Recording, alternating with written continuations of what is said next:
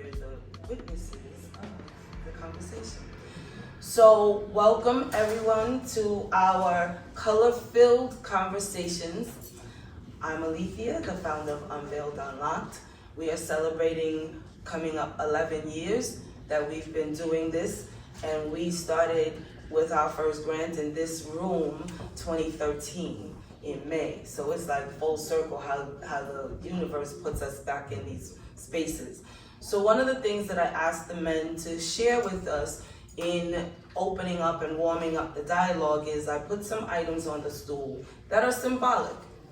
You get to decide what the symbol of those items are, and I asked them to tell a brief story as we go around. So we're gonna start with Taliba. What piqued your interest, and symbolically, what does it represent for you? I don't know if probably breaking the rules, but it was actually the stool itself. That's perfect, yes. It is foundational. It is support. It encompasses all things therein. Everything can fit within the parameters of it. Nice. And it serves the purpose as the same as, let's say, a matriarch or a patriarch. So that's the stool. Awesome. Phil? The spine. The spoon. Yeah.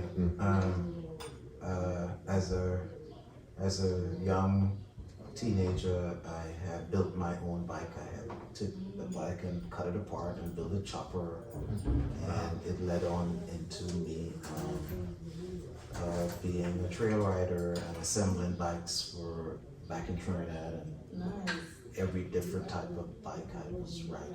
And so Wow. that brought me back to that. Wow. See how you never know what's gonna affect people or how you're gonna learn something new about someone that you never knew.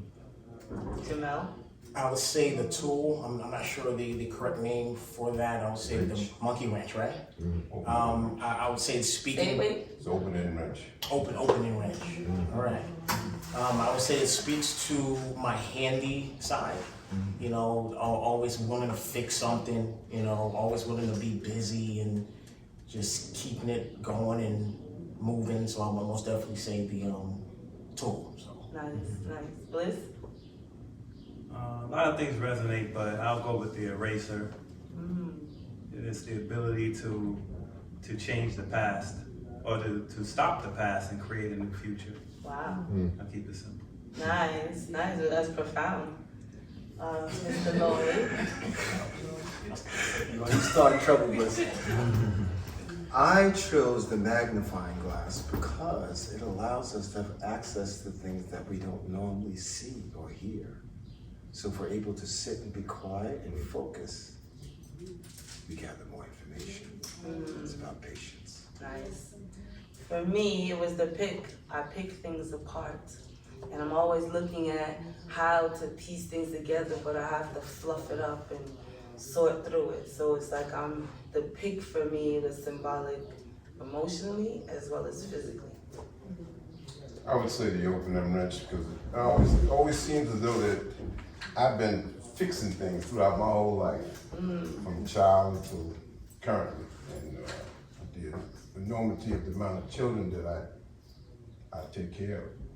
I'm always fixing something for them. That's the father side, right? Yeah. So at first I kind of thought that this was purposeful, and you did some research and put this all out for each one of us, because I connected with the eraser because of the fact that I'm an educator. And I thought that was on there for me. But it was. It was. Everything has a purpose. I'm not just an educator. I teach math, and I've always loved math.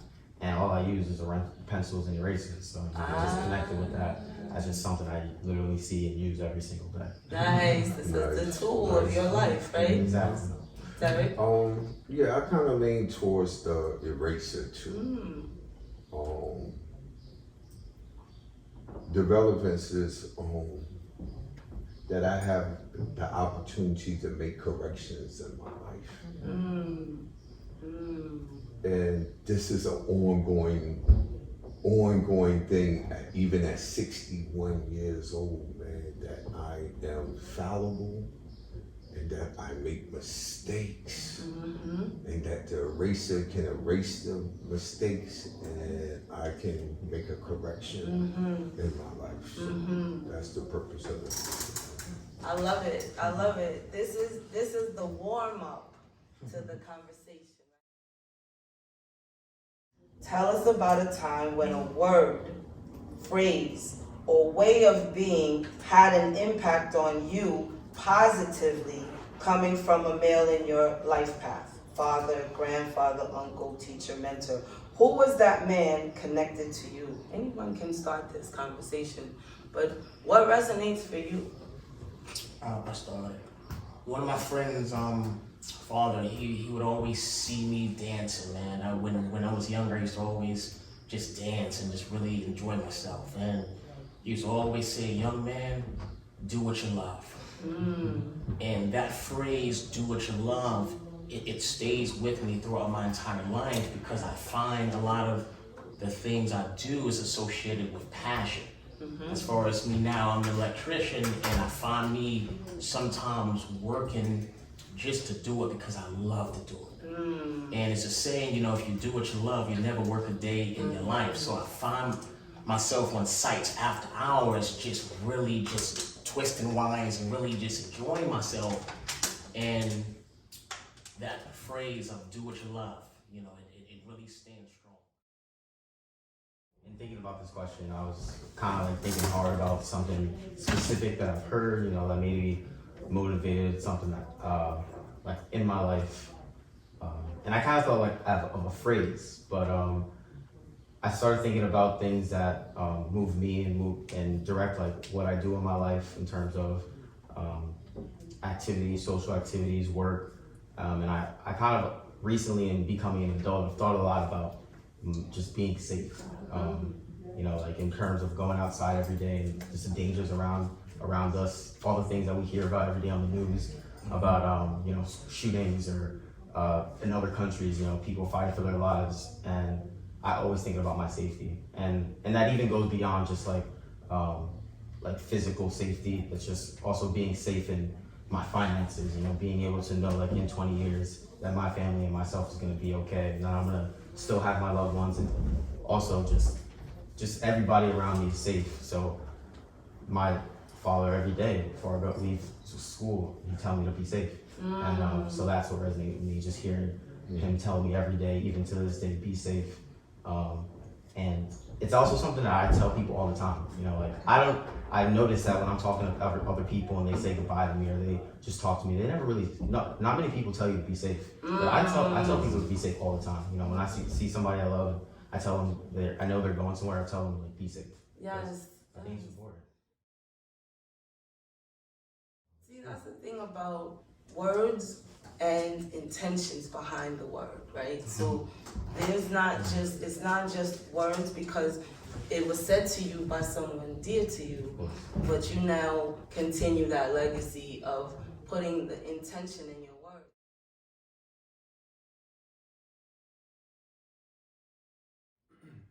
A couple of years ago, I'd say about 2015, 2014. I remember Target, when she had a phrase that said, stay ready, you ain't gotta get ready. And that always resonated with me. You know, just like I was talking in regards to the wills, the power of attorneys and things of that nature, prepping, dangers, whatever, carry your mace, your beer repellent, beer spray, go to martial arts class, whatever you need to do, get your water, learn whatever skill sets, put your finances aside. I don't care if you gotta put in the wall, the mattress, under the cockatoo cage, whatever you gotta do. Yeah. Stay ready when you gotta get ready, because you know the scamdemic just showed you. You know, a lot of people was playing patty cake and doing the good shit lollipop dance with Shirley Temple and Mr. Bojangles. And they got that sucker punch in 2020. It's real. The confusion started, so it's like, okay, they just showed you, they just declared war on you. Now what are you gonna do? Right. So the next time, which part 2 is on its way, you gotta be ready. Right. They're giving you time to be ready. I'm not just talking about I'm speaking generally. Right. Just using it as an example. So just for anything, be ready. Yes. Yeah. Yes.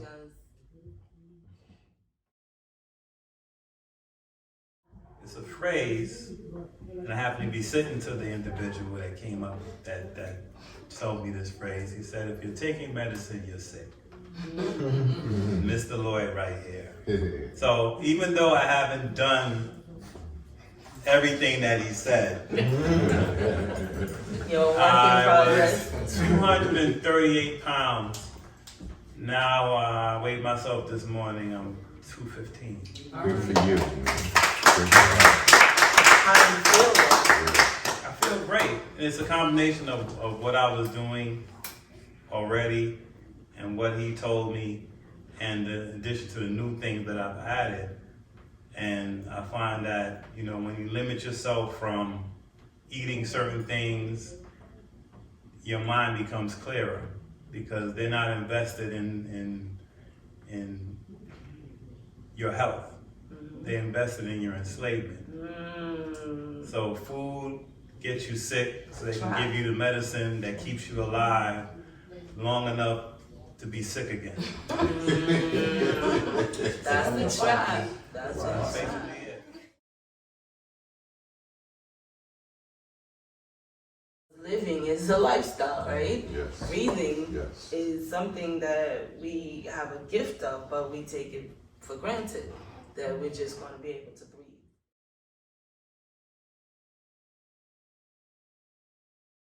And it's springtime and dandelions are blooming and you need to walk around and dig it up and I was That's just the drinking plan. some dandelion tea yesterday. it's blooming and just go around and get your tool Dandelion. and just start digging it up.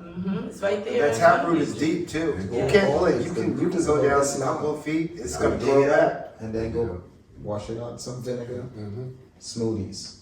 Okay. That's Throw the it with number iron one too. that we're supposed to be having. The Wow. dandelion. Dandelion. I have it twice a week. Yeah. That's funny you should say that. It's a Yeah. beautiful flower too. Yeah. You ever taste the Just flower? think about You ever taste I'm it? just thinking about eating try that. eating them. That's You just- taste the that's flower just like itself. looking at it. But Right, but look at it, it's a visual lure Yes, to invite to you attract you to in. it, God exactly. doesn't make mistakes, right? It's like he's bringing Yes. you in and Yeah. he's telling you something but getting the message. When I was young, my grandfather had a logging business, and I was very young. And I used to walk through the woods. We had lots of land, and I used to walk through the woods, and he would teach me about how everything was connected, and that kind of like affected my whole entire life. So the way I learn, the way I see the world, is how everything is connected. Once you understand the flow and the connection, it teaches you everything, because the earth is the same as your body. The rivers and streams are your vascular system. The roots are electrical tentacles. So once you understand these things, you can't be hoodwinked once you understand how everything is connected. And it keeps your mind hungry. You're active, like everything affects everything else. Everything is feeding off other things. This is the bioenergetic continuum. Once you understand that we're all connected, then you learn how to dance in the soup.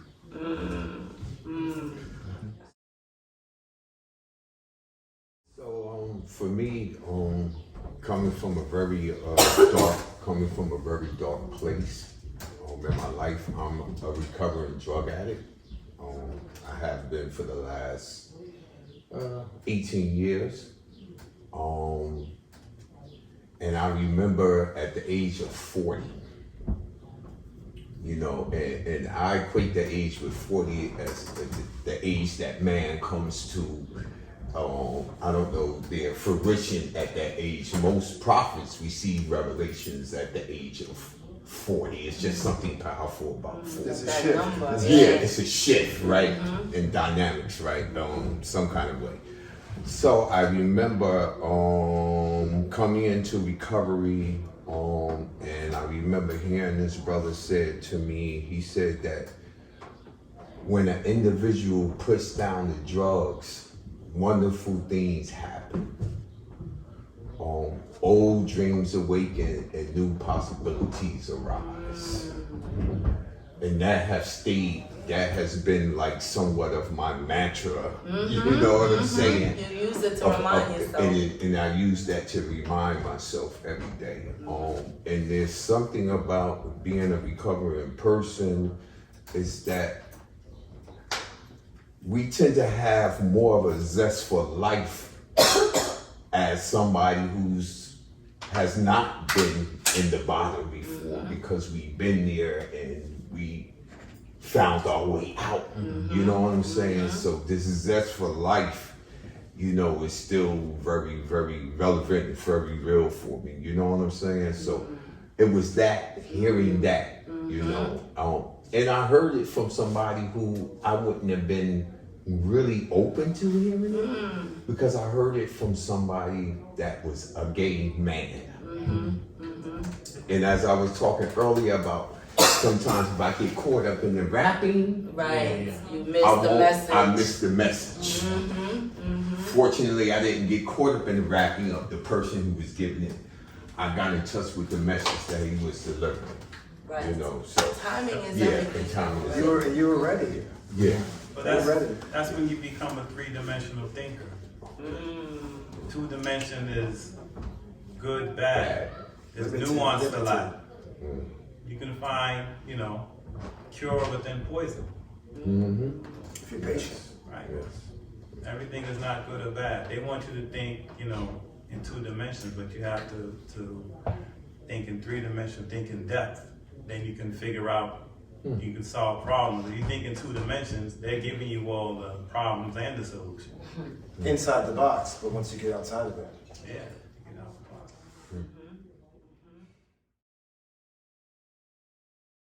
If you have been impacted by someone saying something to you that one time, what does yours show up? Who do you show up as a man, a son, a nephew, a father? Like, who do you show up as? What does that mean? The you that you are now is the sum total of all the things that you've experienced. Okay. So how do you show up? History, experience, depth, and perception. Why those words? What are those words to you? Because when you arrive in a situation, there's usually a problem, a conflict to be resolved. And I found myself in a situation where someone was asking me for help, but the reason why they needed help is because they didn't take my advice. So my advice to them was, why you want me to help you out of the situation that you wouldn't have been in if you took my advice? I can't fund your disobedience. Ooh. Say that again. Hold on. I do can't what? You struck a match. Fund disobedience. Disobedience. Those are gems. Master talk. That right there. It's real. It's real. It's kind of harsh, but it's real. We don't want harsh. We want PG. PG. Yeah. Harsh reality. Right. Maybe they wasn't ready. Iron has to sharpen iron. But what was their response to that? It's still process. Yeah. Because there's nothing more humbling than gravity. You have to learn from your mistakes. But this person surround themselves with people who want to intervene. You know, they say no good deed goes unpunished. Sometimes when somebody's going through something that may seem horrific to us, and we don't know them, we don't think they deserve that treatment, but that could be their judgment. So when you try to intervene in that, You then interrupt. you get judged.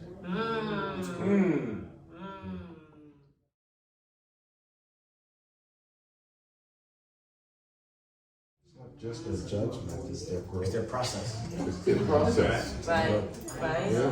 And that's why, I think that's why we tend to always try to stay in position so we can meet people where they at when the time comes.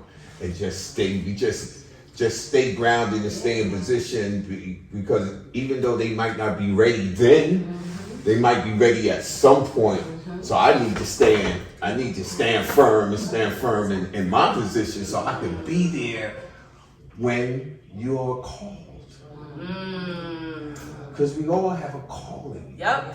Everyone gets that turn. What's interesting about that is this.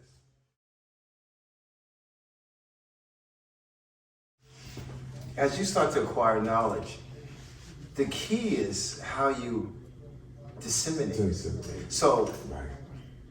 I'm just going to challenge you a little bit, because what happens is when we have emotional attachments to things, we want to share things with people, but if people don't receive it, we have a tendency to feel a little bitter. That's why we respond like saying those controlling things. But when we learn to be more patient and meet more people where they are, we'll have less experiences like that. The only reason I say that is because when I work in the health field and working with thousands of people, you kind of develop a rhythm of patience and literally dancing and meeting them where they are rather than assuming where they are. But literally let them talk, let them develop, and then you, with your experience, can bridge that gap so that you have less experiences like that and you become more efficient with your time and your experiences. That takes time. It's kind of like unfortunate a lot of times because I think one of the ways that we learn is through observation, but that's the least way we really learn, right? There's many portals for information to come in. That's the least way we really learn because we tend to learn from experience, and a lot of time the experience be hard-won experience, but if we would have learned through observation, we could have avoided, That's what I'm trying to we say. could have avoided the experience, but a lot of times we don't learn it because sometimes, I don't know. It wasn't for you to learn it that way. Or either we think we're unique and what happened to you Can't happen to me. can't happen to me. So I go in there, It's called denial. called denial, and I go in there and I want to get my head busted to the white meat. I didn't observe you, and I didn't understand you, Note and I to didn't self. learn Right. from that. Yeah, some people are just stubborn. They got bloodshed all the time. I see them, so you're still bleeding. Okay.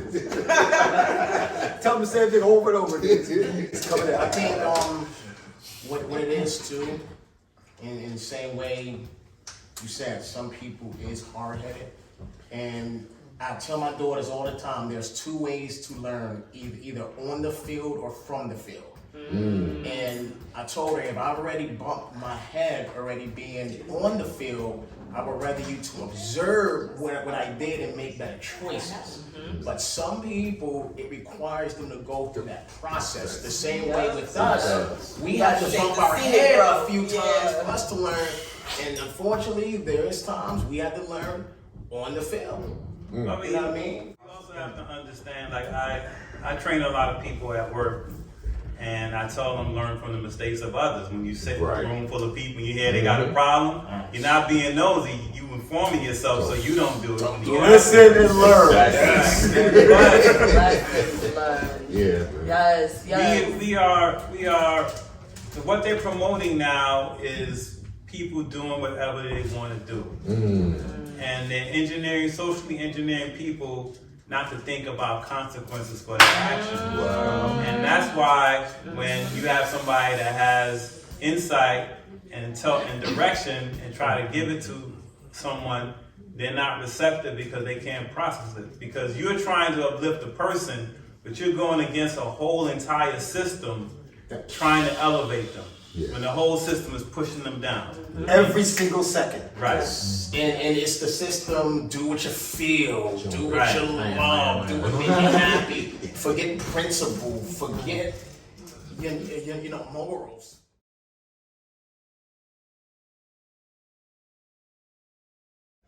What you also just touched on it, and what you guys are all saying is sometimes people are too stubborn and they shouldn't listen, or not that they shouldn't, they don't listen. And I'm sorry to bring up me being an educator again, but I'm learning about this literally in school. And kids every day, like, they don't think they need to learn what I'm teaching them, the math, the science, the English. But you guys you're educators, even like you have the information, so you're educators, and what you're trying to teach people is trying to save their life. So at the end of the day, while some people are stubborn, it's also your job to figure out a way to teach them. That's what I was doing. And that takes time. It takes time, and it's a skill. Like I do it in school, where I go back to their tests and I see why they're messing up on this problem. What's the block that they have, and it's the same thing. What's the block that people have that's making them not want to listen to the truth, right? And it may not necessarily be a block. It just be they don't have the information to create the pathway to hear it. So, But it's our job to figure out, again, how can we teach it to them? Because it's important, and everyone should know it. Like some of the stuff you're saying about the copper or the root, or I don't know any of that, and it's crazy to hear it now. And there's reasons, as you guys have said, why we don't learn this stuff, and it's being blocked from us on social media or what we learn every day in school. But we should know it. because you're an educating student. I am.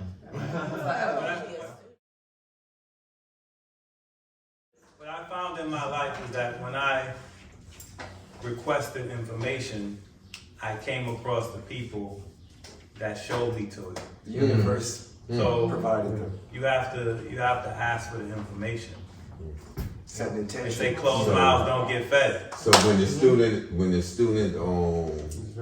is ready, Ready? the teacher Well, appears. here. Ah, I like that. That's the I like transmission that we Yeah. have energetically. That's that connection Yeah. with everything. Yeah.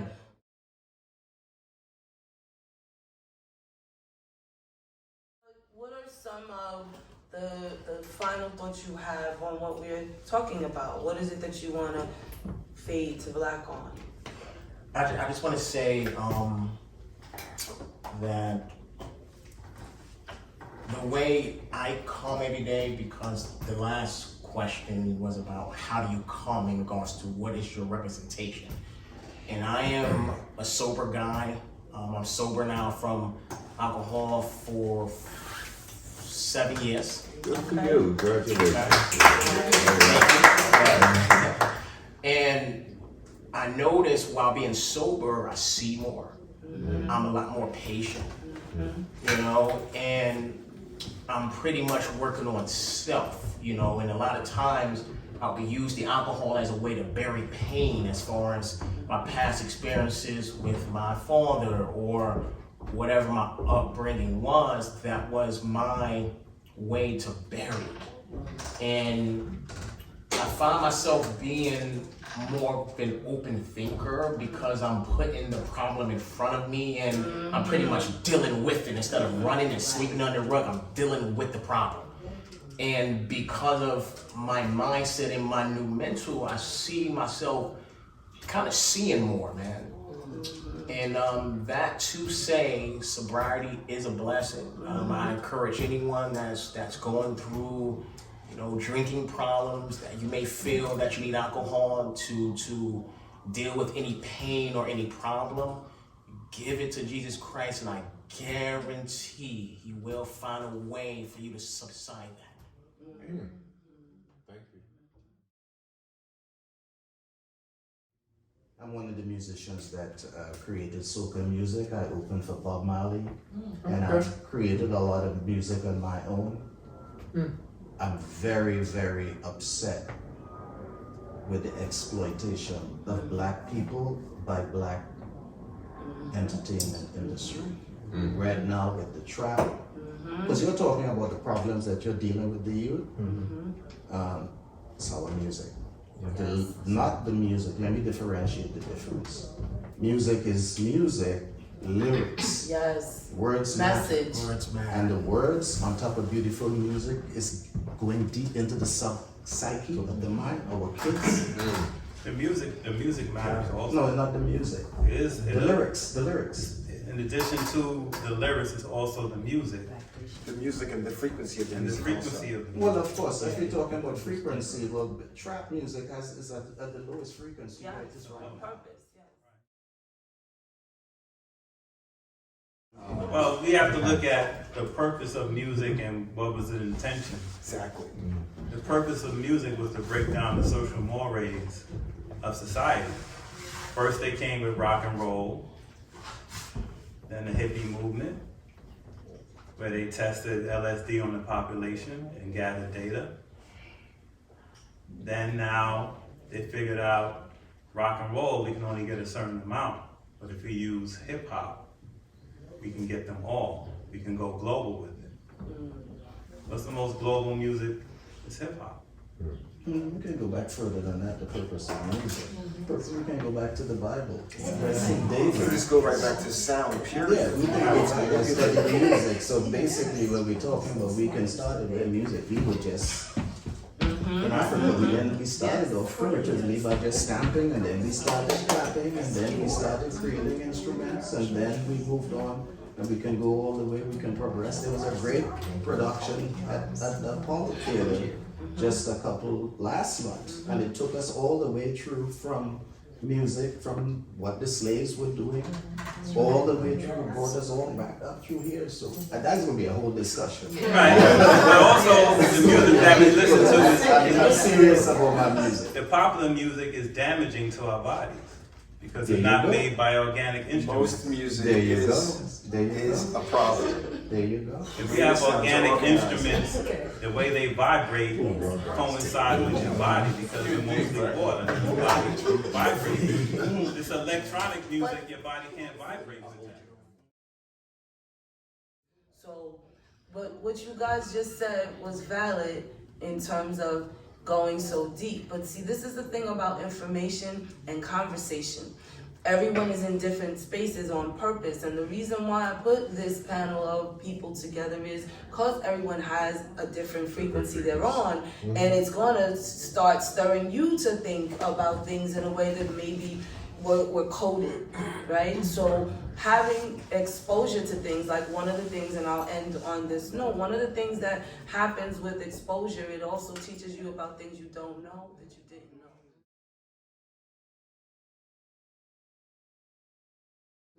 You can even look how the body language has changed Right. in the circle. Right, and so what happens is it sets off and fires all kinds of other things in our brain, and our mind is in our brain, and our soul is in our heart. So we really think about how the metaphysics of this conversation can stir other conversations and other behaviors. This is why it's important to have diversity. People in different spaces and times and places to be able to converse and even spark an idea, and perhaps it's going to germinate other things too. So we're going to conclude this segment. Take a deep breath, brothers. Exhale.